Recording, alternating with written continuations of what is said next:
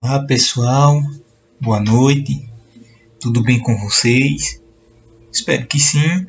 Aqui é o professor Dasli falando.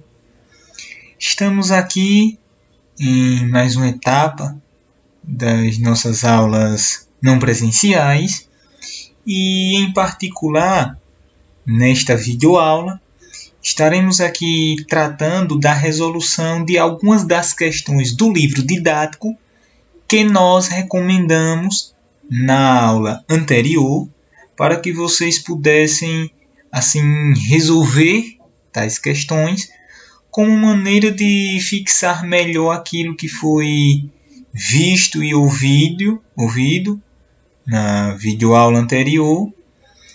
E a partir de agora estaremos aqui selecionando algumas questões para que a partir delas possamos gerar aqui uma discussão e em torno desta discussão vocês possam aí ter base suficiente para responder as demais questões com segurança. Lembrando, área do saber matemática e nível de ensino, 7º ano do ensino fundamental, anos finais. Lembrando que estamos trabalhando em parceria e nesta parceria eu estarei juntamente com o professor Davi Fraga. Certo, galera? Então vamos avançar aí, no que diz respeito às nossas questões. E vamos lá para a página 22, primeira página que nós recomendamos para que vocês estivessem aí respondendo questões. Questão de número 36, onde o enunciado do exercício nos diz o seguinte: use o processo que julgar mais conveniente para efetuar as adições. Então, iremos tomar como ponto de partida e base para análise desta questão o item A, que traz adição de menos 5 e mais 4. Quero chamar a atenção de vocês para o fato de que o enunciado ele diz o seguinte: use o processo que julgar mais conveniente. Então significa que diante daquilo que nós vimos na aula passada e aquilo que vocês devem ter examinado no livro didático de vocês, nós temos aí alguns métodos que nós podemos estar fazendo uso. E, em particular, nesta resolução desta questão, estarei trabalhando aqui com vocês dois desses métodos, dois desses processos. E vocês poderão escolher aquele que julgarem melhor para que vocês possam responder às situações propostas. O primeiro desses processos é chamado adição algébrica.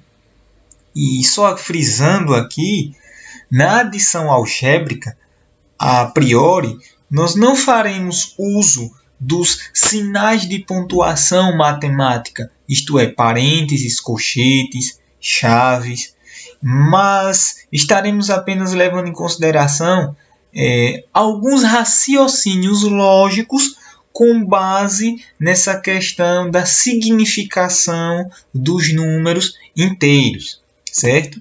E aí, todas as vezes que nós estivermos usando esse processo da adição algébrica e aparecer lá um sinal de menos, esse sinal de menos ele vai significar sempre uma dívida, um prejuízo e assim sucessivamente. E, por outro lado, todas as vezes que nós tivermos um sinal de mais, isso vai significar um pagamento, um lucro, certo, galera? Então, vejam que nesta situação em particular, nós temos aí duas parcelas nesta adição, menos 5 e mais 4. Então, usando esse pensamento algébrico desta adição algébrica, onde menos é dívida e prejuízo e mais é pagamento e lucro, então percebem aí que nesta situação nós temos justamente o quê? Nós vamos ter aí menos 5. Então, esse menos 5, pelo que nós acabamos de ver, vai simbolizar uma dívida de 5 reais, certo? Por outro lado, esse mais 4, ele vai simbolizar aí um pagamento de R$4. Então, diante dessa situação, nós vamos ter o seguinte: se por um lado eu devia R$5 e por outro lado eu fiz um pagamento de R$4, primeiro eu tenho que pensar, qual será a minha nova situação? Será que eu vou continuar devendo? Será que eu vou receber um troco, isto é, vou ter um lucro? E aí, galera? Olhem bem, eu devo 5 e paguei 4. Então percebam aí que a nossa dívida ela é maior do que o nosso pagamento, certo? Então este fato aí da nossa dívida, que é de R$5, ser maior do que o nosso pagamento, R$4, isso aí já significa alguma coisa. Em particular, já significa que nós vamos continuar com uma dívida, certo? Então, independentemente do número que vai aparecer na resposta, eu já sei que esse número ele vai ser um número que? Negativo, correto? Por quê? Porque a minha dívida de R$5 é maior do que o pagamento efetuado, pagamento de R$4. Então, eu vou continuar com uma dívida. Já sei que o resultado deve ser negativo. Resta saber o seguinte: essa dívida ela será mantida, será igual ao que eu já estava devendo aí, no caso 5. Será que ela vai aumentar ou será que ela vai diminuir? E aí, pessoal? Muito bem. Ela vai diminuir, certo? Ela vai diminuir em R$4. E aí, se eu tenho uma dívida de R$5 e ela vai aí diminuir em R$4, isto é, eu vou pagar R$4, então no final das contas eu vou dever agora apenas R$1. Certo, galera? Portanto, a nossa resposta aí para essa adição entre menos 5 e mais 4 vai ser menos 1, certo? Eu vou dever apenas R$1. Então, esse processo que nós utilizamos aí é chamado de adição algébrica, certo? Percebam que nós não usamos aí nenhum sinal de pontuação matemático, né? Utilizamos apenas o raciocínio lógico de dívida e pagamento para podermos chegar aí na resposta final. Certo, galera? E aí um outro método que vocês também poderão estar usando não só nessa questão 36, como também nas demais questões aí 37, 38, que se referem à adição de duas parcelas, onde essas parcelas são números inteiros, é também o processo chamado de método geométrico. E aí eu quero chamar a atenção de vocês para o fato de que aí no lado dessa questão, aí no canto direito dessa questão 36, há um bonequinho aí, né, uma professora, que diz o seguinte: registre cada adição em uma reta numerada, como nos exemplos anteriores. Então percebam que justamente esse método geométrico, essa fala aí dessa professora aí nesse bonequinho, né, quando diz registre cada adição em uma reta numerada, está falando justamente sobre esse método geométrico, certo? Então, diante do que nós já vimos aí anteriormente sobre números inteiros e a sua sequência, nós podemos aí tomar como base justamente o menor número, isto é, a menor parcela entre essas duas, no caso aí o menos 5, e a maior parcela entre essas duas, nesse caso o mais 4. E aí, com base nisso, eu posso construir aí uma reta, onde eu vou ter números inteiros que variam de menos 5 e atingem até mais 4. Certo, galera? Então está aí, certo, o desenho que vocês poderão fazer, né, de uma reta que contém os números aí que variam de menos 5 até mais 4. E aí percebam o seguinte: o menor número, a posição que nós vamos estar é aqui, menos 5. E o maior, por sua vez, aqui, mais 4. Agora, voltando à situação, eu tenho que partir do menor número, isto é, do menos 5. E aí, partindo deste menos 5, E observando que a segunda parcela ela é mais 4, então imagine um deslocamento aí que vai do menor número, menos 5, e deslocamos aí 4 unidades. E aí vale ressaltar que, como estas 4 unidades de deslocamento são unidades positivas, isto por conta do sinal de mais que aparece anterior ao 4, então significa dizer que o nosso deslocamento ele será no deslocamento no sentido positivo, no sentido do mais 4 que aparece lá no final. Mas como eu estou partindo do menos 5, então meu deslocamento vai ser daí do menos 5 até justamente quem? Imagine que eu estou em menos 5 e desloquei aí 4 unidades no sentido positivo, no sentido do mais 4 mesmo. Só que veja que não é que eu chegarei lá no mais 4 da outra extremidade. Na verdade, eu desloco 4 unidades em relação à minha primeira parcela, que é menos 5. E aí, fazendo esse deslocamento, olha justamente onde eu cheguei, em menos 1. Justamente a mesma resposta que nós obtemos aí anteriormente. Então, portanto, já fica claro aí para nós que a adição de menos 5, do número inteiro menos 5, com 4 unidades positivas, certo? Vai me levar ao número inteiro negativo, porque eu estava lá em menos 5 e só acrescentei 4 unidades. Então, vai continuar sendo a resposta negativa, só que agora de 1, vai ser um número mais próximo de 0. Certo? Então, fica aí a dica, galera. Vocês vão poder usar esses mesmos dois métodos para as demais questões, os demais itens dessa questão 36 e, inclusive, para as demais questões. Certo, galera? Neste momento, vamos aí estar trabalhando uma discussão com respeito a essa questão 49, da página 30.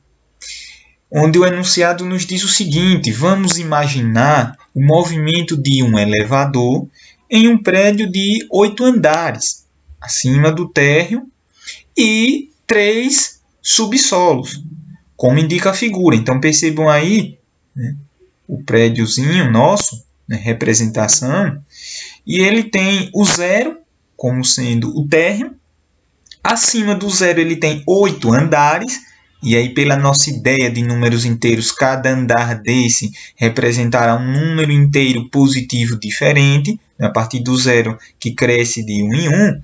E esses 3 aí do subsolo, abaixo, né? Números inteiros negativos, números abaixo de 0, onde nós também vamos ter uma sequência de menos 1, menos 2 e menos 3, certo? Aí, com base nisso aí, vamos completar o quadro abaixo, na última coluna, e indicar aí o cálculo efetuado, certo? Vamos observar aí que na primeira linha deste quadro, nós temos aí 4 informações. Percebam que primeiro nós temos aqui andar de saída. Então, esta coluna aqui se referindo a andar de saída, será onde os passageiros desse elevador sairão. Então, nesta primeira linha aqui, percebam que nós temos o número inteiro menos 1. Então, esse menos 1 aí significa justamente que os passageiros estarão saindo do primeiro andar abaixo do térreo, certo? O primeiro andar aí do subsolo. Aí na segunda coluna aqui, na primeira linha e segunda coluna, nós temos aqui deslocamento do elevador. Então, esse deslocamento do elevador será quantos andares ou para cima ou para baixo o elevador se deslocará. Então, perceber que na segunda linha nós temos mais 3. Então, significa que, combinando que nós falamos anteriormente, que os passageiros desse elevador sairão do primeiro andar lá do subsolo, eles vão se deslocar 3 andares. E aí uma observação é, né, esse número 3 aí, ele é positivo ou negativo? Isso, muito bem, né? Ele é positivo. Então, significa dizer que esses 3 andares, a partir do andar de saída, eles se deslocarão para cima. Então, vamos observar aí atentamente. O andar de saída, menos 1, isto é, o primeiro andar do subsolo, o primeiro andar abaixo do térreo. Olha ele aí, vendo?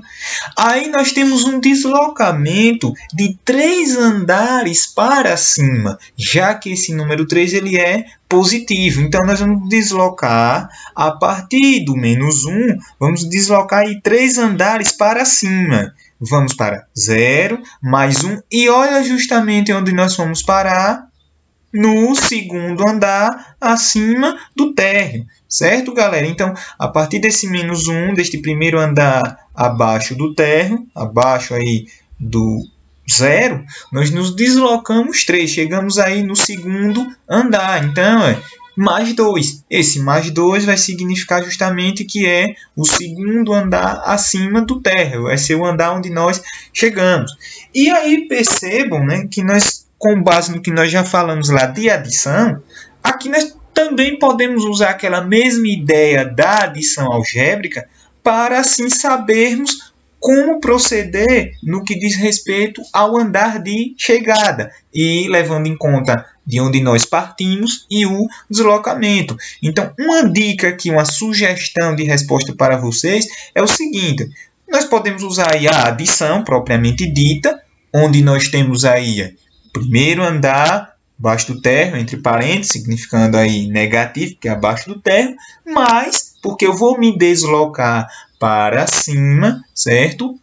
Mais 3. Esse mais 3 é justamente a quantidade de andares que eu me desloquei aí de baixo para cima, chegando aí aonde? No segundo andar. E aí aquela mesma ideia lá, que eu posso enxergar essa mesma situação, só que de um ponto de vista financeiro. Eu uso um raciocínio mais genérico, que é o raciocínio algébrico. Então, usando esse raciocínio algébrico, que é algo mais genérico, só é lembrar aquela situação.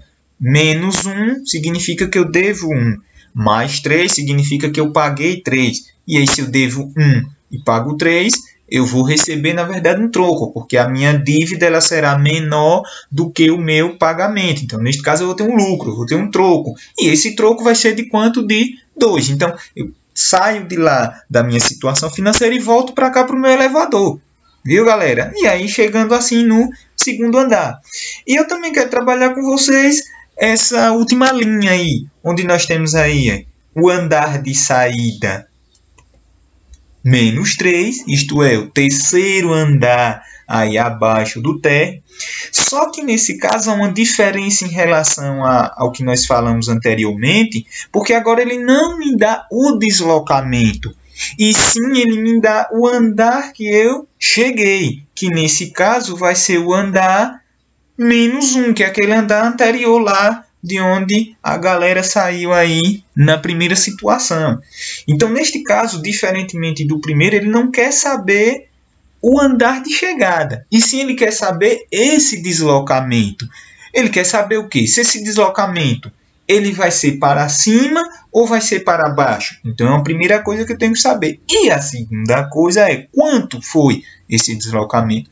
E aí, observe direitinho. Se eu estava no terceiro andar, abaixo do térreo, e cheguei no primeiro andar, abaixo do térreo, a primeira coisa é, esse deslocamento ele foi para cima ou para baixo? Eu subi ou desci? Isso, beleza, muito bem. Eu subi, certo? Então já sei aí que o meu deslocamento também vai ser um deslocamento positivo. E eu subi quantos? Olha direitinho aí. Estava no terceiro, fui para o segundo, fui para o primeiro. Quanto foi esse deslocamento? Isso. Foi um deslocamento de quanto? Mais 2, certo? Então, me desloquei 2 andares para cima em relação ao meu andar de saída, que era o terceiro andar abaixo do térreo. E aí, novamente, uma sugestão é essa daí. E nesse caso, eu vou usar agora a ideia de subtração. E nesta ideia de subtração, certo? Veja aí, eu tenho um andar onde eu cheguei primeiro, certo? Eu coloco ele como a primeira parte aí da minha operação, menos 1, e eu vou retirar, ou seja, a ideia de subtração, eu vou subtrair o andar que eu saí, que foi o terceiro andar abaixo do térreo. Aí vejam que agora nós temos uma operação de subtração. E aí nós temos que nos atentar para o seguinte, que todas as vezes que nós estamos falando nisso, em subtração, eu tenho que ter em mente que a subtração, na verdade, ela é uma operação oposta à adição. Então, pelo fato de ser uma operação oposta à adição, significa que, na verdade, eu subtrair algo, certo? Significa somar aquele algo lá, no caso da segunda parcela, com o seu oposto.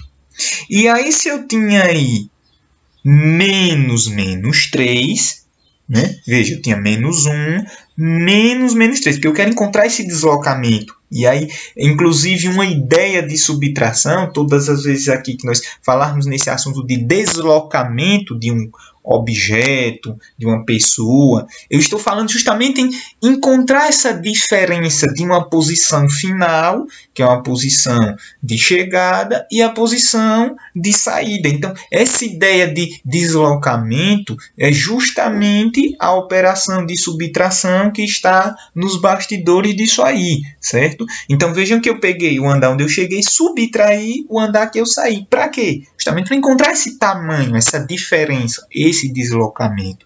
E aí, como a ideia de subtração é justamente uma adição com o oposto, então percebem que por isso que apareceu esse mais aí, 3. Professor, mais 3? Sim, porque justamente subtrair é a mesma coisa que eu somar com o oposto. E aí, olhem para dentro desse segundo parênteses aí, né? Eu tenho menos 3. E aí vem aquela ideia, qual é o oposto de um número inteiro negativo? Vai ser um número inteiro positivo com aquele mesmo algarismo. Então, 3 negativo, o oposto vai ser 3 positivo. E aí eu faço normalmente agora o raciocínio de adição algébrica. Devo 1, pago 3, né? Isso aí generalizando a situação. Eu vou receber um troco de mais 2. Volto para a minha situação dos elevadores e está aí, mais 2. Certo, galera? E aí eu quero aproveitar e falando nessa mesma questão aqui, né? Quero trazer para vocês justamente essa questão aqui da página 30 também, só que questão 48, que fala sobre as subtrações, para que nós possamos fixar melhor isso, né? E quero trazer o item A, quando ele diz aí menos 10 menos mais 3. Então, de novo, antes do parênteses, eu tenho o quê? Um sinal negativo, certo? Então, como nós acabamos de falar, e na página aí anterior, você vai ver esse bonequinho aí, no seu livro didático, e ele fala justamente o seguinte, observe que subtrair um número é o mesmo que adicionar o oposto, ou simétrico, que são sinônimos, né, desse número. Então, se eu estou subtraindo, se eu tenho lá menos 10 e estou subtraindo mais 3, pelo que o nosso rapazinho aqui está falando, é a mesma coisa que eu subtrair, certo? Melhor dizendo, que eu adicionar o oposto. Então, essa história de adicionar o oposto é justamente isso. Veja que agora eu troquei o sinal negativo, aqui, o sinal de subtração, na verdade, né? Esse sinal aqui é de subtração. Esse daqui, o primeiro aqui do 10, menos 10, esse é negativo. Já esse menos aqui é subtração.